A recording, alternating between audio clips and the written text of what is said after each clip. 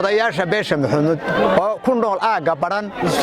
Yuusuf Jaamac Deeri ayaa magacayga la yiraahdaa waxaanu ka cabanaynaa wixii aanu xaq u lahayn ayaanu ka weynay tolka iyo xigtada ula sinay marka waxa weeyaan waxaanu codsanaynaa in arintayada xuquuqdayada la eego wixii aanu waajib u leenahay marka waxa weeyaan aad iyo aad waxaanu uga cabanaynaa ixtiraam la'aan aan la ku ixtiraamin wixii aanu xaq u leenahay waxa dadku ka kacdoomayna waxa weeyaan arinta noocaas marka waxa weeyaan waxaanu rabnaa arinta in xuquuqdayada loo eego kalayto la qaybiyay oo dadkii xaq u lahaa laga qadiyay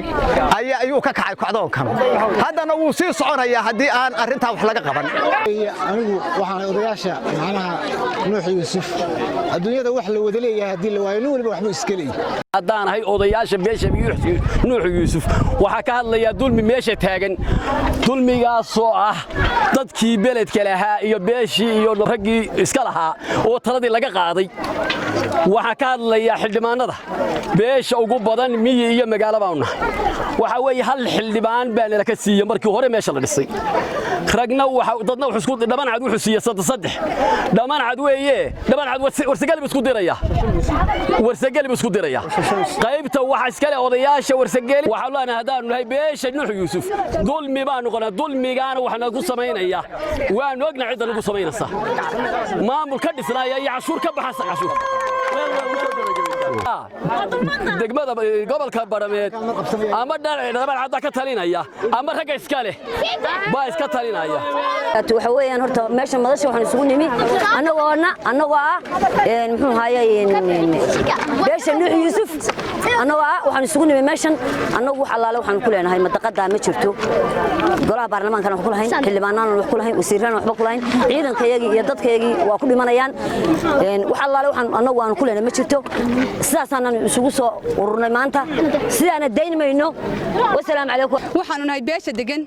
beel kamida beelaha degan magaalada Baran waxaanu nahay dadka ugu badan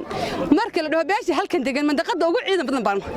waxa la iska xashiya difaaca afur galgala galkalgootaali maalin kasta dhaawac ayaga dhimashadii baa taala wax alla waxna ka siiya ma jirto waxaanu nahay dadka ugu dulma marka dheeftu ka soo baxay magaalada Baran baan halka waxaan isugu soo baxnay aanu maanta aragtaan waxaanu sameynayno daynayno haddaan xaqayga ka siin xubin aan ku leenahay waxa hawa yaraatay ma jirto waxaan lahayn wasiir baan lahayn golaha deegaan baan lahayn wax alla wax dheefo ka baran ka soo baxday marin anagu mana joojinayno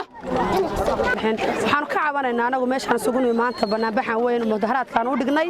xaq darrada ka jirta magaalada Baran oo lagu qaybsanayo maalin kasta xaq darrada lagu qaybsadaa golaha deegaanka waa xaq darro magaalada maxay tahay nimanka joogo dhan xaq darro ka shaqeynayaan garo waxa laga soo magacaabay shantii xubnood waxaan kama soo qayb gelin waa mid anagu rag ay ku dhimanayaan askarta ku dhimanayso meesha dhaho afurur ay ku dhimayaan dan